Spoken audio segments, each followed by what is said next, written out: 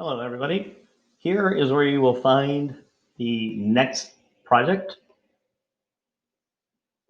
And it's right under plan. So the event description is here on the top, and that's what it is. And what you'll be able to do is copy this and use it for your planning of your project and documenting it. The kids are supposed to write inside of the boxes. And I'm going to start with the presentation now. So here's a presentation that's here also. And that's right down here under the bottom. And you can use this presentation. I recommend it. All right, the students are supposed to design a prosthetic. Now, prosthetics, you'll need to explain to them, are things that work like either a limb or a body organ, a nose, a beak, a shell, a leg, an arm, and people design things doing that all the time. There are two videos on the first slide. This one here explains the whole engineering process about prosthetics, and it's about 8 minutes in length. And here's a great inspirational video called The Present, which is really cute and also touching, and the kids will really enjoy it. And I recommend you watching that. Now, the first section is to identify the problem. Now, in this point, you're going to want the student to select a species and a disability for the species. Now, they're going to need to do some research on that disability and that species before they get it going on it. So they select a species and a disability, and then they're going to need to focus their research about that disability. How does that disability affect that specific species? How does that disability maybe affect human species? Maybe it is a human disability. Maybe it's an animal disability. So they're going to focus their research at the identification of the problem on that part. Now, this is the first three sections of NASA's engineering design process: identify the problem, looking at solutions, and then selecting a solution. Brainstorming ideas, right? So how does that disability affect everyday life? And each bullet in the section needs to be filled in. It should have less than 200 words, and it should have citations. And there's two different paragraphs. They need to have one about the species and one about the disability. Now, go on to the next section.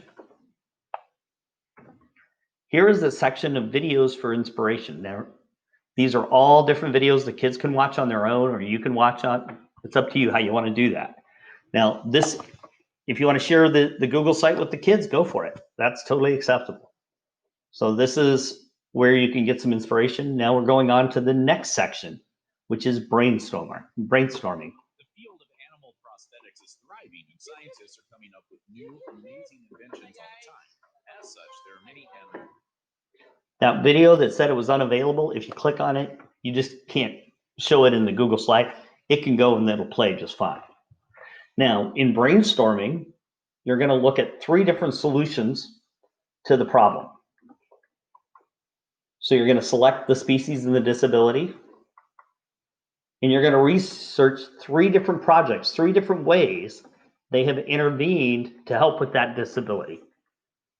And it can be with that species or with another species that has a similar problem. How did that problem get addressed? So they are going to want to research those pretty thoroughly. In each intervention that they look at, or each project that they look at, they want to look for strengths, they want to look for weaknesses, and they also want to look at cost and feasibility. Because we're students, we're schools, we don't have a lot of funds, and we want to make sure that the kids realize that these projects happen all over the world, and a lot of times people don't have funds to fix them. So each bullet needs to be addressed. So there's 3 per project that you research. You should research 3 different projects or 3 different ways they have dealt with that disability. Sometimes it's just changing of feeding hours. Maybe it's providing something to assist the animal to drink. These paragraphs should be less than 150 words. Strengths 150, weaknesses, and a paragraph should be main idea, support, support, support, conclude. Support with data is ideal. Cite your sources. Again, always cite your sources.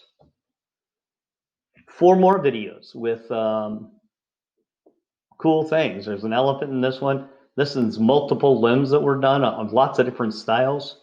This is a young man in Africa who built prosthetics out of basically junk, and figuring out how to do it on his own.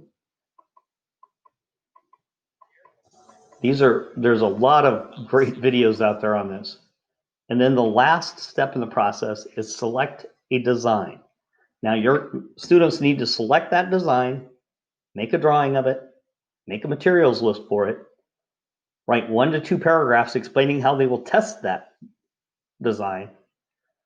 And then they also have to design collection, measurable and observable data, quantitative and qualitative data. Their project, a drawing, a materials list, explain how you will test it. Quantitative, measurable, data collection table. Qualitative, observable, data collection observation method. How are you going to collect that data that you're observing? Each bullet needs to be addressed and completed each, and then you submit it. And that's all there is to it. You pick your best 2 and put them in your folders. Now, the folders are in the NVSEF under planning. Just like this one had folders, grade 7 and grade 8.